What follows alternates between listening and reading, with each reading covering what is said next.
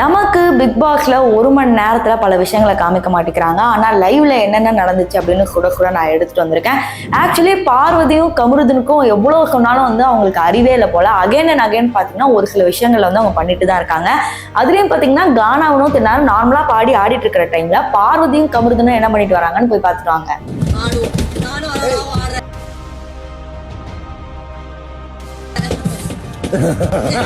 So இதெல்லாம் பார்க்கும்போது நமக்கு எப்படி இருக்கும்னா இதுங்க எவ்வளோ சொன்னாலும் திருந்தாது அப்படிங்கிற மாதிரி. அதுக்கப்புறம் பார்த்தீங்கன்னா நேற்று திவ்யாவோட ஃபேமிலி வந்து பயங்கரமாக வந்து பார்வதி அட்டாக் பண்ணாங்க. ஆனால் ஒரு விஷயம் எனக்கு வந்து ஃபீல் ஆச்சு. பார்வதி சொல்லியிருப்பாங்க, என்னதான் அந்த மனுஷன் அப்படி சொன்னாலும் எனக்கு அப்பா இல்லை, அவர் எனக்கு அப்பா மாதிரி தான், அப்பா சொல்றாரு நான் நினச்சிக்கிறேன் அப்படின்னு சொல்லும்போது எனக்கு அந்த இடத்துல வந்து ஒரு கஷ்டமா இருந்துச்சு. ஆனால் வந்து நீங்கள் உடனே என்ன பண்ணுறீங்க, பார்வதி பிஆர் நீ, திவ்யா பிஆர் நீ அப்படின்னு ஒன்று வந்து எங்கள் சேனல் கமெண்ட் வந்துகிட்டே இருக்கு. நாங்கள் யாரோடைய பிஆரும் கிடையாது, லைவ்ல என்ன நடக்குதோ எக்ஸாக்டா அதை பற்றி சொல்கிறோம். ஸோ கானாவனுக்கு சப்போர்ட் பண்ணா நீ கானாவனுக்கு பியாரா அப்படின்னு அப்படி கேட்குறீங்க. ஸோ மக்கள் என்ன பார்க்கணும்னு நினைக்கிறோமோ அதை வந்து வெளிப்படையாக உங்ககிட்ட கொண்டு வரோம்.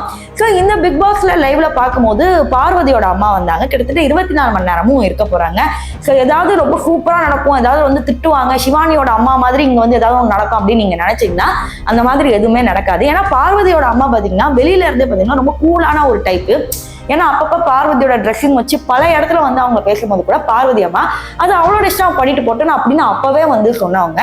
ஸோ உள்ள வந்து 24 மணி நேரமும் நம்ம பொண்ணு நம்ம கட்சி கொட்டிக்கிட்டே இருந்தா எப்படியும் வெளியே ஒரு நெகட்டிவா போய் முடியும்னு சொல்லி பார்வதியோட அம்மா அதை பண்ண மாட்டாங்க.